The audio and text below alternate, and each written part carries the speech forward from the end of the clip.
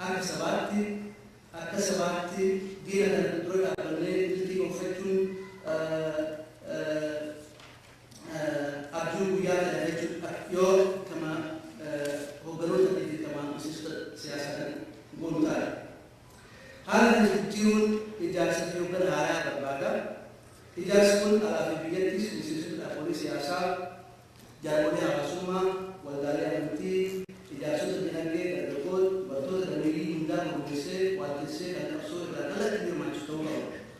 Waldaan amantii siyaasaa dabalatee, siyaasaan amantoota irraa maqatee, waldaan hawaasaa faallaa sochii qabsoo sabaa ta'ee, qabsoon sabaa sabaan alatti bahee, dugdaaf garaa ta'ee, guddatee injifannoo hundaanaa madhabsiisuu hin danda'u. Jaarmonni siyaasaa akka dhaleessatti kophaa fi guyyooti fufe diina injifachuun hafee ofiifuu jiraachuun gonkumaa hin danda'u. Hundaa hammachuun fichuu hammachuun garaa godhachuun garaagarummaan jiru akka naannoo addaan qoodutti osoo hin taane faaya nu barachuu fi dabarsuutti fudhachuu gaafata. Kunis akkuma kaleessatti afaan baanachuu qofaan kan dhaabbatu osoo hin ta'in kan mul'achuu qabu. Maayii irratti dhaamsi qabu. Haalli keessa jiru ulfaataadha. Keessa fi alaattis haala adda addaa qabna. Saba keenya kana gaarii fi sakallaa kan irraa hiikanii akka ofiin dhaabbachuu danda'u gochuun obsa, of kenniinsaa fi mul'ata ifaa akkasumas gamnummaa olaanaa gaafata. Hirmaannaan hundaa kennaa fedha. Akkuma rakkoo keenya hundaaf kaleessa diina ajjeefachuun fala ta'in har'allee jimlatti akka murnaatti yookaan immoo akka nama tokkeetti wal abaaruu fi wal hadheessuun furmaata ta'uu hin danda'u. Egereen Oromoo bareeduuf har'a hojii bareedaa hojjechuu qaba. Egereen Oromoo ifuuf har'a hojii ifaa hojjechuu qaba. Hojii gateettii namoota akka irratti kufee dhooqa keessa jiru keessaa baasuu hin danda'u. Rakkoo kana gamtaan qofa keessaa baasuu dandeenya. Falli keenya har'as boruus tokkummaa.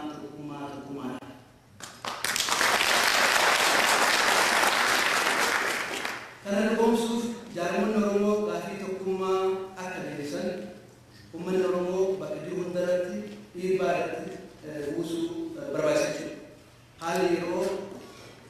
Haalli keessa jiru tokkummaan tumsi dhufuu daboo gaafata.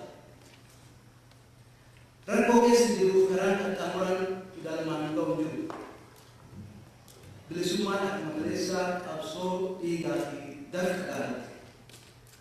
Milkii qabsoo ji'ootaa fi waggaa tokko lamatti herreguun kun yoo mul'ate akka waan qabsoon jibbaatamtee manatti galanii kan arguunaa fi beekumsaa saba kanaaf adda itti quba qabuun karaa miti.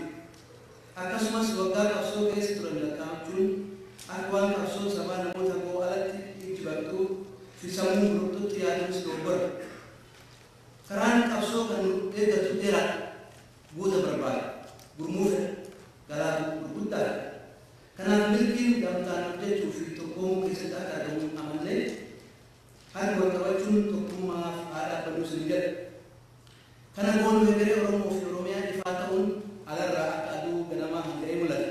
Dhumarratti waasaa jirtu hin jenne dhiisuu hin danda'u. Tokkoffaa akka uummataatti Oromoon hoggan isaa sirriitti yaadee hojii qoratee filachuu qaba. Maaliif milkii fi hongoo kennanne kan murteessu jabinaa fi laafina hogganaa baatee akkaataa hogganatti maddisiifnu akkaataa Oromoof hogganatti argisiifnu namuu wal ga'ee afaan mi'aa dubbate osoo hin taane akkuma Oromoon kaleessa gadaa keessatti hogganuu fi baafachaa turte hoggana beeynu xiqqeenya irraa haga guddinaatti nama Oromoon irratti dhaabbachuu dandeettu, Oromoon irratti ol ta'uu dandeettu, Oromoon addaan diigamtu argatee addaan fi dhugoon dhufu jennee laaluu danda'utu nurra jechuudha. Afaan ta'uu sana jiru. Nummoo akka uummataatti filannee of dura keenyee raafuu osoo hin taane hojii irratti to'achuu qabna, jalallee hiriiruu qabna jechuudha. Kana kan jedhuuf qabsoon hoggana sanaa fi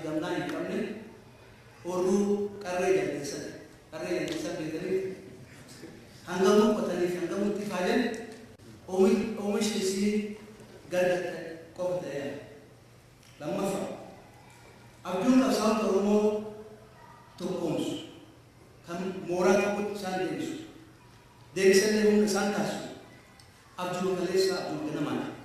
Abjuun kunis bilisummaa Oromoo fi walabummaa Oromiyaati. Kana irratti gargaaruu fi lelleeqisuun laafina malee jabina fiduu hin qabu. Kana muuxannoo keenya dhoggaa 5 dabreetti arginee jirra. Guyyuu teennee eessa keenyaa irratti wal mormuu dhiifnee daandii haqaa filannee irratti ciccinee fuuldura tarkaanfachuu qabna. Rakkoo irraa kaanee, rakkoo yeroo irraa kaanee, dadhabbii yeroo irraa kaanee, kaayuu fi akee kaleessa kaaneef jijjiiruun irraa daddaaqu laafinnaa fi laamsha'insa hawaasa keenya keessattis, dhaaba keenya keessattis, qabsoo keenya keessattis fiduu malee guddinni uummata Oromootii fi saba kanaaf argamsiisu deemu tokkollee hin jiraatu.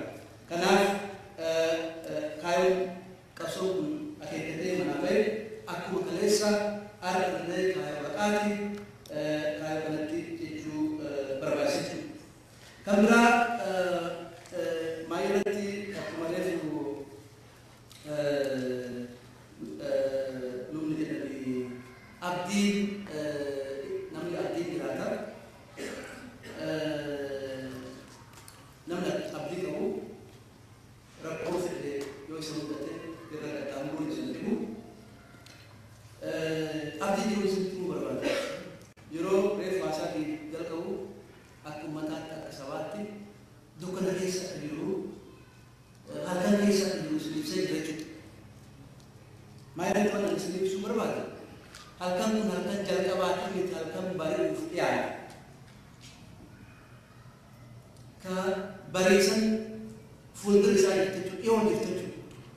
Kanas namaatti na jechisiisaa bahee kan taate qabsaa'onni Oromoo wal nyaatiinsaa fi walitti bu'iinsa qoxxee hamii gungumbii fi walitti duulessa waggaa dheeratiin booda yeroo jalqabaatiif meebii yeroo maayitiif wal dhageeffachuu kophaa kophaa fiiguun akka nama hin baafne argaa jiran tokkuma malee milkii argamsiisuun akka hin danda'amne argaa jiran tokkummaan malee salphina kufaatii malee wanni argamaa hin jirre argaa waan jiraniif hegereen keenya fuuldurri keenya barii akka ta'e dukkanni kun umriin isaa gabaabachaa akka jiru abdiin haa keenya jechuudha.